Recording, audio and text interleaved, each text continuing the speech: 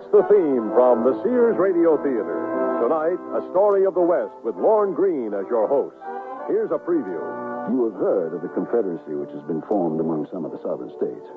Yes. There's also a movement here in California to pull our state out of the Union, form a Pacific Republic, and lend our assistance to the southern effort. Your father and I are both part of this movement. I can tell you no more. The Sears Radio Theater will begin after this message from your local station. This is Lorne Greene.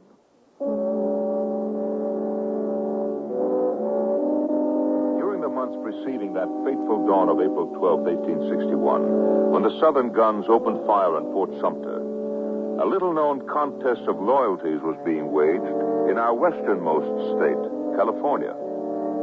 The discovery of gold in '49 had lured people from all over the world and from every part of the Union. California became a state in 1850. The quiet village of Yerba Buena grew into the reckless and prosperous city of San Francisco, and millions of dollars worth of gold poured into the federal treasury every month. It was this fabulous outpouring of mineral wealth which made California the target of secessionists in the early months of 1861. Their plan? To divert the flow of gold to the coffers of the newly formed Southern Confederacy. Now, let me say again that we will no longer be controlled by an Eastern government thousands of miles away in Washington. From now on, we must think of ourselves as citizens of the Pacific Republic, and once we overrun the federal garrison at the Presidio, we'll be free to assist our friends in the Confederacy with the gold bullion that's all they need. All right. Now, set yourselves up for one more round, men, then it's time to leave. Now, if the wrong people see you on the street at this hour of the night, they're liable to think that you're a secessionist. I have a special job for you, Mr. Kingston. Yes, sir? Your being in the shipping business and handling so much cargo between here and Charleston and New Orleans qualifies you for this assignment. And what assignment is that, Mr. Hastings? Be a man in front of your shipping office tomorrow morning. You're to meet this man and accompany him on foot to a safe house I've chosen for him. The address is on this card. Yeah. Nobody to know his name or that he's in town. Just refer to him only as Colonel. Your presence with a stranger will rouse less suspicion than if I were to meet him. My politics are too well known. What does this have to do with storming the Presidio? Well, I'll explain that to you tomorrow. But remember this, Mr. Kingston. The South is counting on the success of our mission. Your property, your business, even your life will depend upon obeying my orders. And that's only the beginning of our story.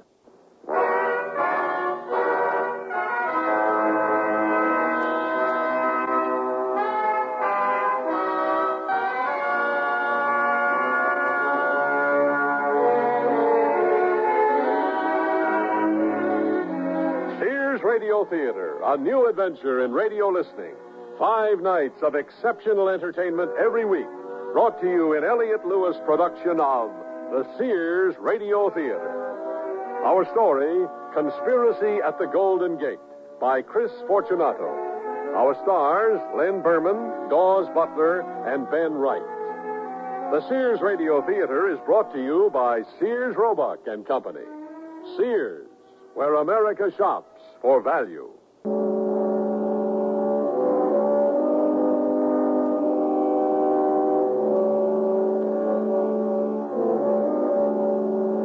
It's the diary of the young merchant Toby Kingston that guides us through the inner workings of the plot to wrest California from the Union. It gives us the rare opportunity to hear how one conspirator dealt with the various responsibilities which tugged at his conscience at this little-known but crucial moment in the history of our country. Wednesday, 7 a.m. My loyalties are with my business associates in the South and with my family in Virginia. I wonder if Hastings really means I will die if I don't follow his orders. Well, I'll meet this man called the Colonel down at the docks this morning and find out what all this is about. You wouldn't be waiting for someone, would you? Maybe I am, and maybe I'm not. My name's Kingston, Toby Kingston. And who do you think I am? The Colonel. Well, you're right about that. I've been waiting here pretty near an hour. My rump is sore, and my throat is so dry I can hardly talk. Come on, take your bag. We got to get you up to the safe house, then we can get you some food and drink. You're talking my language.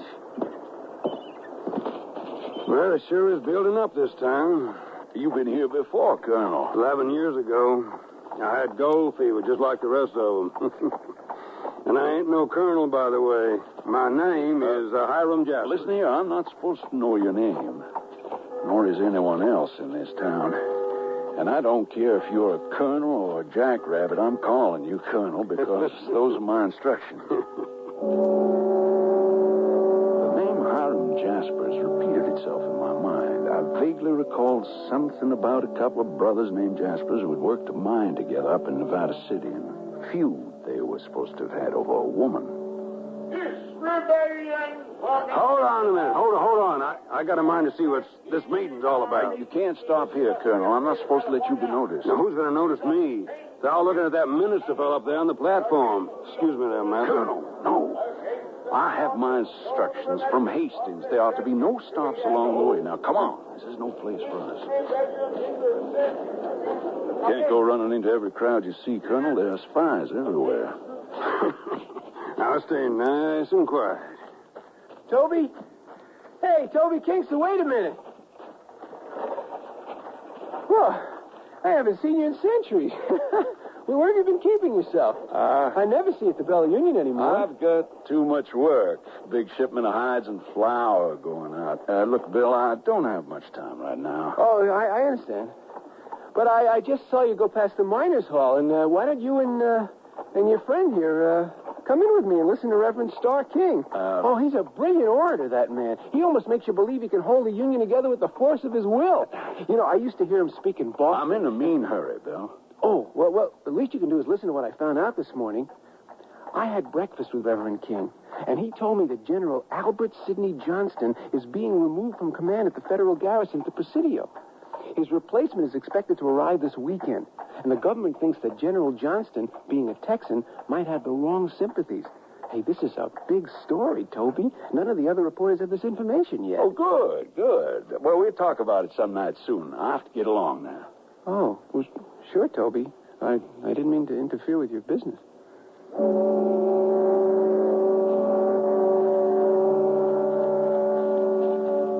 Friend of yours, huh? Yeah, he's a good friend, but I don't like the idea that he saw you. He works for a newspaper. He's a thinking man. Went to Harvard back in Massachusetts. I don't reckon I ever been to Harvard. He came out here, worked a claim for a month, and then came to me asking for a job. Said he wanted to write about all that was going on out here in California. I told him to get a job at a newspaper. By the way, don't let Hastings know he saw us. Don't you worry about me. I hope I don't have to, because if we make a misstep, everything is lost.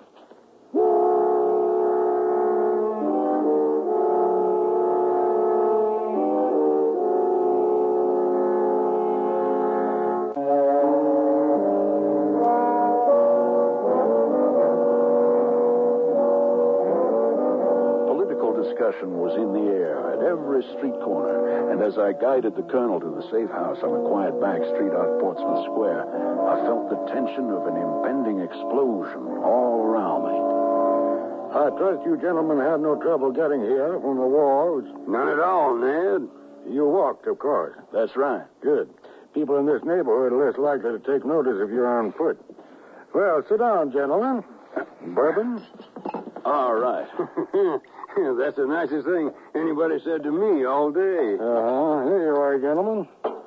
We don't drink out of the bottle in this town anymore, Colonel. Now, you don't have to do none of that colonel business in here, Ned. This fella knows my name now. He told you his name, Kingston? Yes. Well, I trust you'll keep it to yourself. Oh, of course I will. And don't worry about me none, neither. I am not stirring from this here house just as you ordered in your letter. Well, now, as far as calling you Colonel is concerned, we have to do it all the time so we get used to it. Anyone learns your name, friend or foe, it'll get around town and then into the newspapers. And stir up trouble with your brother again. Now, we can't take that kind of chance. I need you to oversee delivery of our first shipment of gold to New Orleans. You know the mines and how to transport the gold. You're the only man I can trust to do this properly. Well, you are right about that. Do you mind if I have a refill? One shot, Colonel. All right, that's enough, Colonel. We have business to discuss. Do you know, Ned, that General Johnson's being relieved of his duties this weekend? His replacement's on the way. Now, wherever did you pick up such a rumor? I thought you came straight to the house from the wall. We did, but we overheard some men talking on a street corner. Is that what happened, Colonel? Well, sure, yeah. 3 or 4 men were talking about the government replacing General Johnston this weekend because he's a Southerner. Isn't that right, Colonel? Uh-huh, sure. 3 or 4 of them. Did you recognize any of these men, Kingston? No, they were all strangers to me. Well, then this is a warning to us that we have to move quickly while the sympathizers are still in command. Now, Colonel, I want you to lead an attack on the Mint Friday night. We'll take every ounce of gold from there and ship it to Jefferson Davis. In the meantime, Colonel, I don't want you to take one step outside of this house. Now, don't you worry about me. I'll just make myself comfortable. Kingston, you be at my place Thursday night at 10 for a meeting. Between now and then, you're to relay my instructions to the Colonel. And you make sure he stays put. He had a feud with his brother some years back, got himself shanghaied. He wanted for murder. And we don't want him seen by anybody. Do you understand? Of course, Mr. Hastings.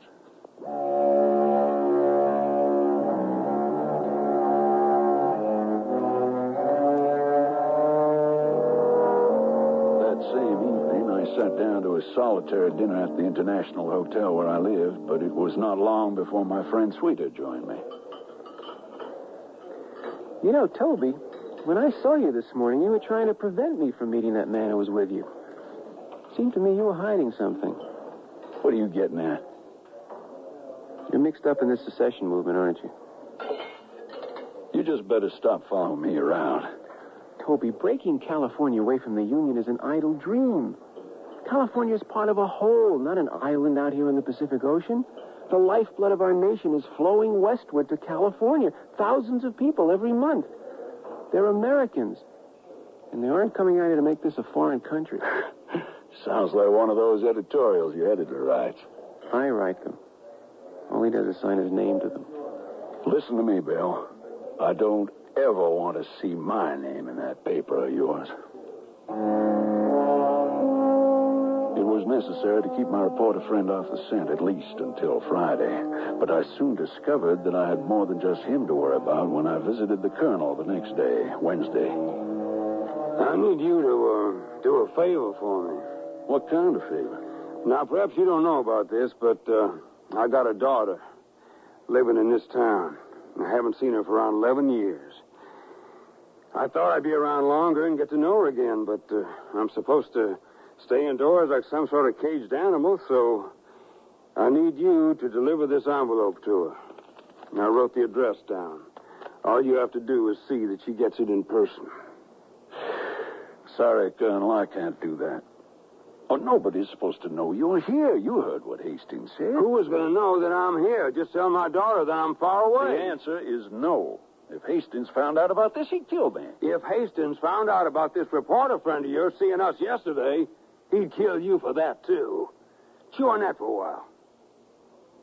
Give me the letter. Here. Now, don't go throwing it in the fireplace, because if it don't get to my daughter, I'm going to know about it. Emily Jaspers lived with her Uncle Wilfred in the vicinity of the old Mission Dolores. I delivered the envelope to her and retreated quickly. If I thought that was the only time I would see Miss Jaspers, I was to discover how mistaken I was that evening. She arrived at my hotel. I'm sorry to bother you, Mr. Kingston, coming up to your room like this. How did you find me, and how do you know my name? I asked one of the coachmen who saw you. He said you lived here at the International. Then I described you to the man at the desk, and he told me your name. There's nothing I can do to help you, Miss Jaspers. As you can see, there's a mountain of paperwork on my desk. I had to ask you about my father. He's here in San Francisco, isn't he? Yes, he is. Please, take me to see him. No, absolutely not. Now, you must go home now. The longer you stay here, the more danger there is for both your father and for yourself. I can't go home. Why not? Because I left my uncle a note saying that I would never return to his house again. Oh? You see, he's been telling me all these years that my father died in a mining accident. So I thought, if you're a friend of my father's, maybe I could trust you. And you would help me. My valise is downstairs at the desk.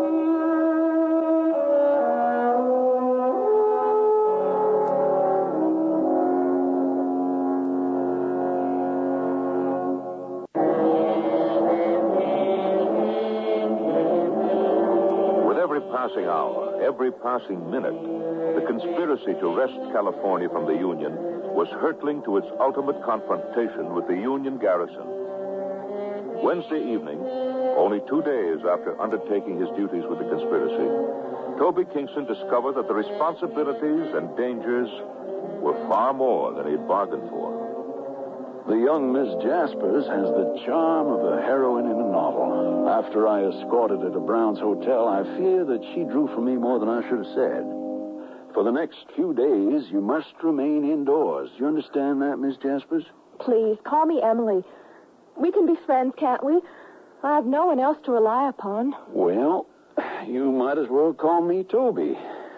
And now, perhaps you can explain to me why your uncle has told you your father was dead. According to Uncle Wilfred, they were working in a mine up in Nevada City one day, and just a few minutes after my mother came in with her lunch pail, the mine collapsed on top of them. Uncle Wilfred said he was lucky to get out himself. People whispered at the time that there had been a love feud, that my uncle was luring my mother away from my father. I once overheard someone suggest that my father had actually shot my mother when he found her in the arms of Uncle Wilfred. But I never questioned Uncle Wilfred's story. I wanted to believe it. It made everything so uncomplicated and natural. And was there actually a cave-in? Oh, yes. The mine has been closed till this day. Your story helps explain why we can't let your father's presence in San Francisco be known. Can't you tell me what business you and my father are involved in? If I knew, it would help me be more patient. Please, Toby. If I tell you, you must promise that you won't breathe a word of it to anyone. For if you do, I hate to imagine what would happen to your father and me. I promise I wouldn't do anything to endanger you. You have heard of the Confederacy which has been formed among some of the southern states. Yes. There's also a movement here in California to pull our state out of the Union, form a Pacific Republic, and lend our assistance to the southern effort. Your father and I are both part of this movement. I can tell you no more. Thursday morning, I attended to a few things down at the shipping office, the most important of which was securing a dozen small boats for the following night. That done, I went to the safe house. Colonel, I brought you a newspaper. Thought you might be bored playing cards all day. I'm bored staying cooped up in this house. Did you see my daughter? I did. Good. Tell me something, Kingston. What'd my daughter look like? Prettier than you, Colonel. I should hope so. Oh, by the way, I received a message from Hastings at my office a short while ago. He wants you to be sober and ready for action tomorrow night. He'll be in to see you and make final plans tomorrow afternoon. In the meantime, I'll have to take away this bottle of bourbon. Yeah, you might as well. I don't have any other liberties to speak of. Hey, you didn't tell me nothing about my daughter running away. What are you talking about, Colonel? Look, right here on the paper. Young woman runs away. Was she missing since yesterday afternoon? She was reward posted for a safe return for Emily Jasper. Her safe return, my foot. It was that brother of mine that kidnapped her. He must have found out about that envelope. Nobody saw me hand over that envelope, Colonel, and besides, the newspaper doesn't say anything about your brother kidnapping her. It don't have to say. I know. Why would he kidnap her, then post reward for her return? The reward's just a bluff. He probably knows I'm back in town. He's using my daughter as a hostage, so I won't come after him. Maybe it's time you tell me why you and your brother don't get along, Colonel. We worked a mine together back in 50. And one day we got in a fight over my wife. There was 3 of us in the mine at the time. Wilfred fell back against one of the support beams, and part of the mine caved in. Well, it killed my wife, Mabel, and it broke both my legs. Wilfred dragged me out of there and shipped me off. Hastings told me that brother of mine got everybody thinking that I killed my wife. He wanted to make it hard for me to come back. But right now, I don't care who sees me. He is not going to kidnap my daughter. You can't go anywhere until Friday night, Colonel. Hastings is counting on you to transport that gold. You can't get wrapped up in something else. Get out of my way, Kingston. I waited too long for this. Do you think I come up here just to help Hastings in this harebrained idea? Where exactly are you going to look, Colonel? Are you going to knock on every door up and down the street asking for Emily Jaspers? Don't you realize that the moment you walk out that door, you have no friends? The newspapers will be on to you in an hour, digging into your past. And if your brother doesn't get a hold of you and give you a one-way ticket to the bottom of the Pacific, Hastings will. I won't be there to shed any tears for you, Colonel, because Hastings will be coming after me when he finishes with you. It's times like this that I wished I had a fortune teller advise me what to do. There was a woman up in Nevada City some of the men used to talk about. They say that she could read the thoughts right out of your head, aim you just the right and proper way. They called her Madame Selinsky. Madame Selinsky? Why, I know her. Oh, she's pretty much retired now, though. Retired or not, we're going to see her. The only way I'm taking that gold to New Orleans is if I take my daughter, too. Ned Hastings doesn't have to know. Now, come on, you show me the way. Now, hold on there, Colonel. I can't have you taking any unnecessary trips outdoors. First, let me go see if Madame Selinsky will give you a reading. We can't go barging into her home uninvited. All right, Kingston. But you be quick about it, or I ain't staying here much longer. You must help me, Madame Selinsky. You must tell this man that his daughter will find him at the wharves tomorrow night, and that you see them boarding a schooner together. The daughter's name is Emily. She's a beautiful young woman, and she wants very much to see her father. If I bring them together now, it will ruin the business deal, and it's my responsibility to see that the colonel does his job. My life depends on it. You must help me, Madame Selinsky. Name your price. This is a most unusual thing you ask me to do, Mr. Kingston. I will accept no less than $500. It's a deal. You won't regret this, Madame Selinsky. I hope that you won't regret it either. When that was done, I raced back to the safe house to fetch the colonel. Less than a half hour later, we were seated in Madame Selinsky's parlor. As I look into my crystal ball, I see a young lady in a room. It's a nice room, perhaps in a house or a hotel. She has blonde hair, very sensitive features. Her name is Emily.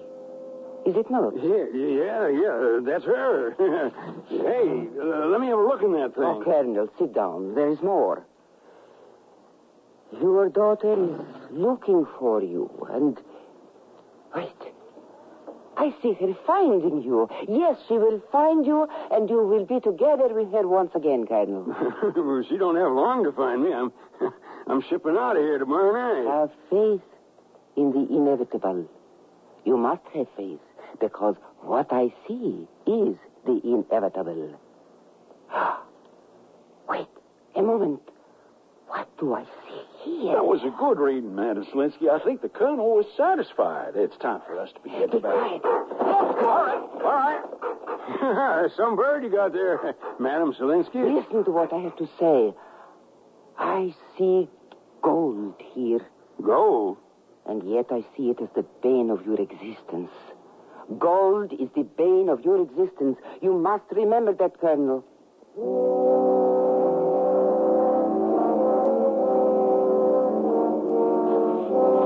We have to hurry back. I hope Hastings isn't waiting there for us. Now, what she mean when she said, gold is the bane of my existence? Oh, she means you like it, and it likes you. Oh, yeah. You'll be seeing plenty of it tomorrow night when you bash down the doors of the men. When I went to the meeting that evening, I considered the happy thought that in 24 hours the mint would be emptied and the attack upon the Presidio would be over, for better or worse, and my responsibility of the conspiracy would be done. Little did I know how slowly those 24 hours would pass. Well, is that clear, gentlemen? 8 o'clock tomorrow night. You'll all know your assigned positions, how many men each are to bring along. Now then, Kingston, I have a little task for you. You are to reserve a private dining room at your hotel for tomorrow night. Schedule your dinner for 8 o'clock and invite General Johnston to be your guest, along with 8 or 10 other gentlemen of moderate political opinions. We want the general to be out of the way. You think you can manage that? No trouble at all. Yeah, and by the way, there's no need for you to visit the colonel anymore. Much too dangerous for anyone to be seen going in and out of the safe house tomorrow. So just to make sure, see if those boats are tied up at your wharf so the colonel and his party can make a fast getaway with the gold. That's all been taken care of. All right, gentlemen. Now, you can rest assured that General Johnston has made no effort to strengthen the defense of the Presidio. My spies tell me that he would welcome any move to displace the federal authority while his back is turned. Now then, gentlemen, we have one more problem to clear up. It's that reporter who's been following many of us around. Sweeter, his name is. And I think tomorrow won't be too soon to do to him what we do to all folks who snoop around where they don't belong. Why didn't he stay out of this? Tomorrow night, the gates of the Presidio will be open to us. In the state of California, and all its gold will be ours. Now, anyone who interferes or betrays my trust will be shot. I've got to warn Sweeter.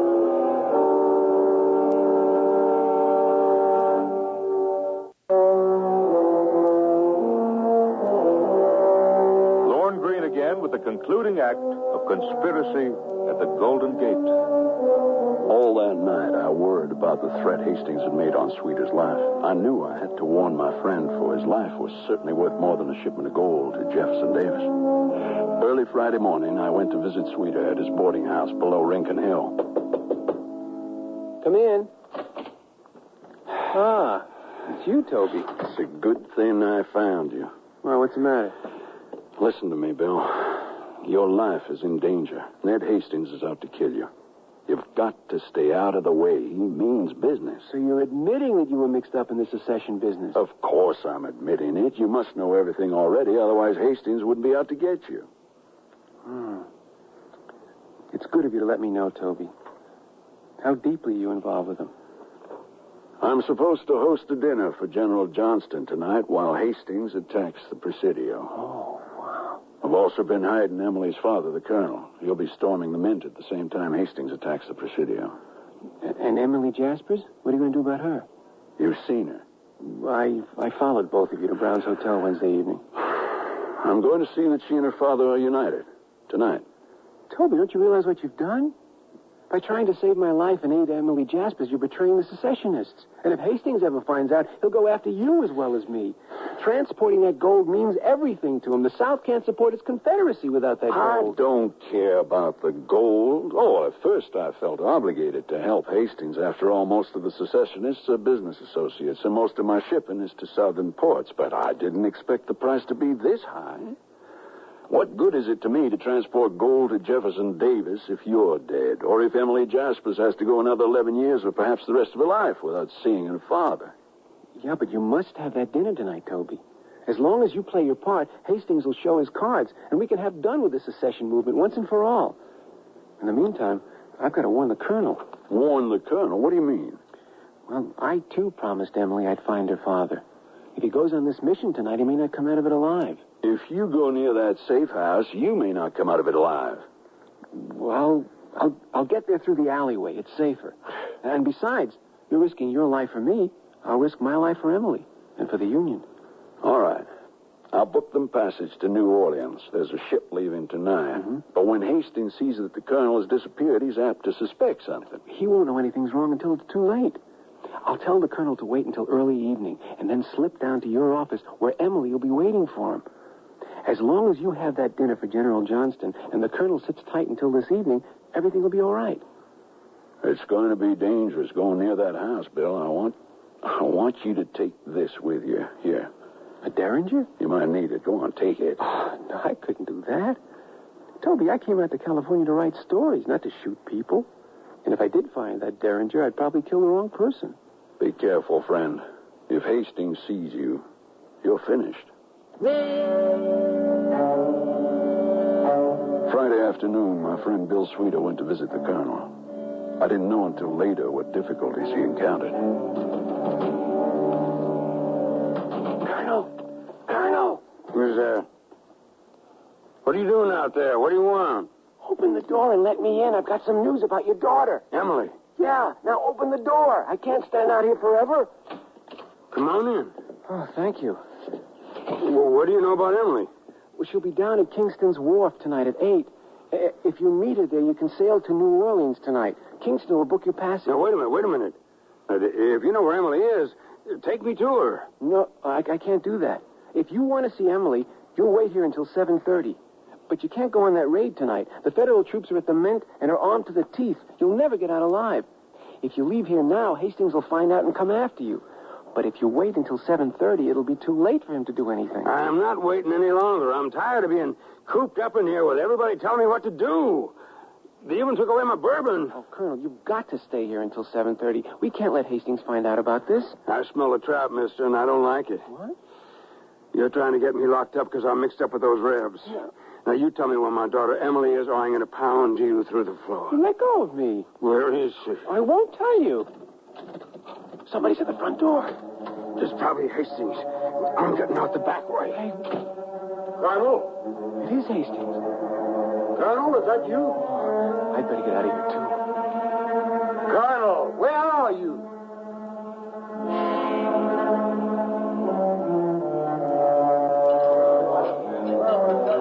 More wine, General Johnston? Yes, I don't mind if I do. Yeah, this is a fine little gathering, Mr. Kingston. It will make my memory of San Francisco a little fonder.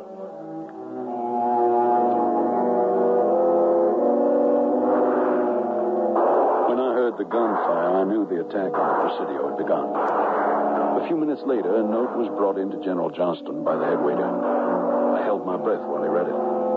Finally, he rose from his chair. Gentlemen, I am sorry to interrupt you, but may I have your attention? I have just received a message informing me that a small band of men has attacked the Presidio. Now, there is no cause for alarm. They were repulsed quite easily, and my soldiers are in pursuit. Many people during the past few weeks have questioned my loyalty to the Union. Let me state now that as long as I wear the uniform of a United States general, I will be loyal to that uniform. You must all excuse me. It has been a very pleasant dinner. Mr. Kingston, would you care to step outside with me? I'd be happy to, General. I am indebted to you and your friend, Mr. Sweeter. If he hadn't told me about this attack, I might not have been as well prepared as I was. I wasn't expecting Hastings to make trouble for another week or two. Hastings wanted to attack before you were to leave because he thought you were sympathetic to the Southern cause. Many people believe that. But there are loyalties, Mr. Kingston, that go beyond all politics. My loyalty is to my uniform and what it represents. Good night to you. I must go now. Good luck to you, General. I was not sorry to see my dinner party disperse soon after the departure of General Johnston, for my thoughts were with my friend Bill Sweeter and with Emily Jaspers, who was dependent on us. I hope they were safe. This is Toby's office. Come on inside. Where do you think my father is? Oh, he knows you'll be here, so I'll count on him showing up sooner or later. When Toby arrives, he'll probably have some information about your father. Let me see if I can find a candle. There's one on that table by the window. Oh, good. I'll close the shutters first, then we can light it. There, that's better. All right, get a move on. You'll pay. Someone's in the hallway. Keep moving, Trader. It sounds like two people. Yeah, I know. What are we going to do? Well, what can we do? Well, looks like we have some guests. Step into the room, Colonel. Come on. What's your business here, Hastings? Well, now, why don't you light a few more candles, Mr. Sweeter, and everything will be explained. Emily? Father. Is it you? Oh, Emily. We're going to be together now, Emily. Father, why is this man pointing a pistol at you? I'll answer that, miss. I'm pointing a pistol at your father because he betrayed the Confederacy. You enjoy your reunion while you can because he's about to take a long voyage. Nobody's going to Shanghai me again. Well, that's what you think. Every ounce of gold you lost for the Confederacy, you'll pay in sweat. Death will be too good for you. I'm going to make you suffer. And as for you, Mr. Sweeter, you be prepared for hard work. You won't need those nice clothes of yours where you're going. Once your friend Kingston arrives, we'll be on our way. I knew nothing of this, of course. I took a carriage through the city to my office, through streets filled with people milling about with looks of fear and dismay on their faces. I arrived at my office by the waterfront, and had just stepped into the hallway when... Kingston? That you? Toby, he has a pistol. Watch out! You keep your mouth shut. And leave those candles alone. Phil, are you all right? Yeah, don't worry. He missed me. I got him. He ain't shooting anybody now. He shot Paul. Good work, Colonel. I'll get a rope and tie him up. We'll leave him here for General Johnston to take care of. Father, are you all right? Of course I am. Let's have some light in here so we can see what we're doing. I'll light the candles. Colonel, we have to hurry. I've booked passage for you and Emily on the Manhasset Star. She's sailing tonight for New Orleans. She's anchored out in the bay. You can row out to her in one of my boats. I'm much obliged to you. And you too, Mr. Sweeter. I guess I should have stayed in that safe house this afternoon. You've risked so much to help us. I'll always be grateful to both of you gentlemen for helping me find my father. You hear that, Toby? You weren't a secessionist. You're a unionist. You united a father and a daughter. Sweeter and I stood on the shore and watched the Colonel and his daughter Emily row away into the darkness. As their silhouette faded from sight, I thought of the pain of their separation and the joy of their reunion. It made me realize how painful it would have been for California to be torn away from the Union, and how just it is that she remains our westernmost state. Yes, my friend Sweeter is right. I am a unionist after all.